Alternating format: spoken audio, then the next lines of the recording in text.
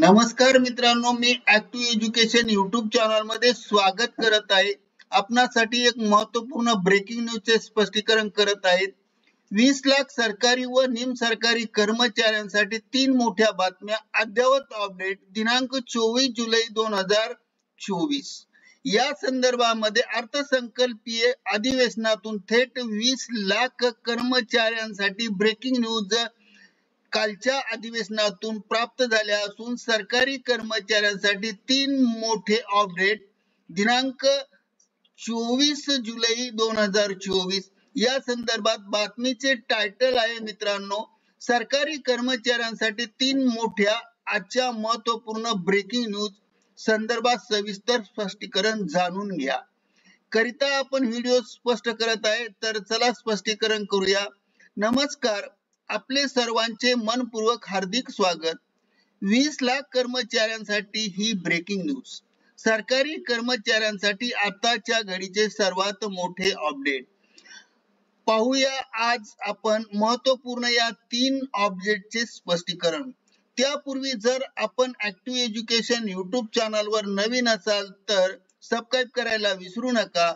नवनवीन अपडेट जाणून घेण्यासाठी बेल आयकॉनला प्रेस करायला विसरू नका. ही अत्यंत महत्त्वाची आणि कामाची बातमी आपल्या सहकारी मित्रांना शेअर करून व्हिडिओला लाईक करायला सुद्धा विसरू नका. चला तर पाहूया संपूर्ण ब्रेकिंग न्यूजचे स्पष्टीकरण. सरकारी कर्मचाऱ्यांसाठी सध्याच्या घडीचे आताचे सर्वात मोठे आणि महत्त्वाचे अपडेट वजा बातमीपत्र. राज्य सरकारी कर्मचाऱ्यांसाठी 3 अतिशय महत्त्वाच्या बातम्या. 3 अतिशय महत्त्वाचे अपडेट. हे अत्यंत महत्त्वाचे अपडेट आहे.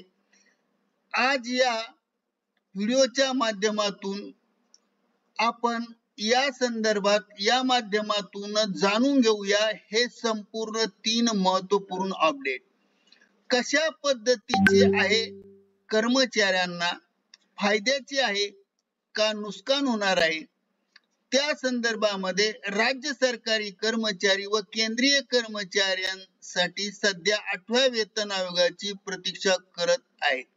सध्या केंद्रीय मंत्रिमंडळाचा अर्थसंकल्प सादर केला गेला आहे. या अर्थसंकल्पामध्ये पहिली महत्त्वाची अपडेट समोर आली. अंदाजपत्रक. केंद्रीय अर्थमंत्र्याने अर्थसंकल्पामध्ये 8व्या वेतन आयोगाची घोषणा केली जाणार आहे.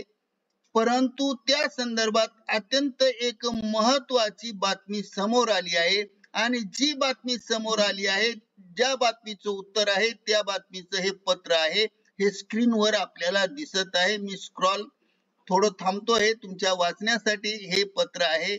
या पत्रामध्ये स्पष्टपणे जो उल्लेख केला तो मी या माध्यमातून यामध्ये असा उल्लेख करण्यात आला आहे की केंद्राने अद्याप कोणताही वेतन आयोग स्थापन करण्यासाठी समिती अथवा कोणताही निर्णय घेतलेला नाही. जसं की आपल्या स्क्रीनवर पाहता एका प्रश्नाचे लेखी उत्तर देताना यामध्ये स्पष्ट केले आहे. यामध्ये हा प्रश्न विचारला आहे आणि त्याला हे उत्तर दिलेलं आहे आणि हे उत्तर आपण स्क्रीनवर पाहत आहात. एका प्रश्नाचे लेखी उत्तर देताना यामध्ये स्पष्ट करण्यात आले आहे की 8वा वेतन आयोग स्थापन करण्यासाठी अद्याप कुठलीही समिती अथवा कुठलीही चर्चा शासनाच्या वतीने झाली नाही. अशी महत्त्वाची आजची पहिली अपडेट आहे आणि ही कर्मचाऱ्यांना धक्कादायक बातमीच आहे. दुसरी महत्त्वाची अपडेट आजच्या दिवसाची सर्वात महत्त्वाची आहे मित्रांनो. दुसरी अपडेट अशी आहे की राज्यातील दिव्यांग अधिकारी कर्मचारी जे आहेत त्यांच्या एका अत्यंत आनंदाची बातमी आता समोर आली आहे. काल झालेल्या राज्य मंत्रिमंडळाच्या बैठकीमध्ये दिव्यांग कर्मचाऱ्यांसाठी 2016 पासून पदोन्नतीसाठी आरक्षण आता लागू केलेले आहेत आणि त्यानुसार 30 जून 2016 पासून या आरक्षणाचा फायदा दिव्यांग व्यक्तींना कर्मचाऱ्यांना मिळणार आहे. 4% हे आरक्षण असणार आहे, ज्याचा फायदा राज्यातील गट ड आणि अ या संवर्गामध्ये असलेल्या सर्व अधिकारी आणि कर्मचाऱ्यांना होणार नाही, असा हा महत्वाचा निर्णय मंत्रिमंडळाने काल घेतला आहे. कर्मचाऱ्याच्या दृष्टिकोनातून, दिव्यांग कर्मचाऱ्यांच्या दृष्टिकोनातून हा दिलासादायक निर्णय हा महाराष्ट्र शासनाने घेतला आहे. तिसरे महत्वाचे अपडेट आजचे जाणून घेऊया. नव्या बजेटमध्ये कर्मचाऱ्यांको मिला जुना या संदर्भामध्ये कर्मचाऱ्याला 14% रक्कम आता भरावी लागेल, अशा प्रकारचं ह्या बातमीमध्ये स्पष्ट दाखवलं आहे. आणि आजच्या दिवसातील तिसरं महत्वाची अपडेट ही या बातमीत दिली आहे. हे बजेट सादर करण्यात आले. या बजेटमध्ये जे सरकारी कर्मचारी ज्यांची नियुक्ती 2004 नंतर, जर ते केंद्रीय कर्मचारी असतील तर राज्य सरकारी कर्मचारी असतील तर त्यांची नियुक्ती 1 नोव्हेंबर 2005 रोजी किंवा तदनंतर झाली असेल, अशा सर्व कर्मचाऱ्यांना जुनी पेन्शन योजना किंवा गॅरंटी पेन्शन योजना असे काही लागू होते का, या संदर्भात कर्मचाऱ्यांचे लक्ष त्याकडे लागलेले होते. परंतु जो बजेट किंवा जे बजेट अर्थसंकल्प सादर करण्यात आला त्यामध्ये जुनी पेन्शन योजनाच्या संदर्भात कुठलाही निर्णय झालेला नाही किंवा गॅरंटेड पेन्शन योजनेच्या बाबतीत कोणताही उल्लेख अर्थमंत्र्यांनी केला नाही.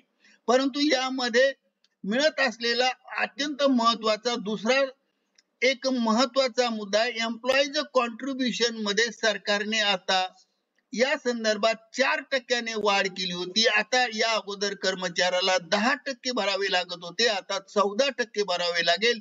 ही कर्मचाऱ्यांना होणारी केलेली ही वाढ आता कर्मचाऱ्यांना 10% ऐवजी 14% पर्यंत जमा करावी लागेल. त्यामुळे सरकारी कर्मचाऱ्यांच्या हातात मिळणारा पगार हा 4% कमी झाला आहे. हा मोठा कर्मचाऱ्यावर करण्यात आलेला अन्याय कालच्या बजेटमध्ये निर्मला सीतारामन यांनी स्पष्ट केला आणि समोर आला. आणि म्हणून आजच्या दिवसातील महत्वपूर्ण हे तिसरं अपडेट आपल्या समोर मी सादर केलं. अशाच प्रकारचे नवनवीन अपडेट जाणून घेण्यासाठी व्हिडिओ आपल्या सेवेत सदैव अहोरात्र ऍक्टिव्ह एज्युकेशन चॅनल तत्परतेने कार्यरत आहे. धन्यवाद.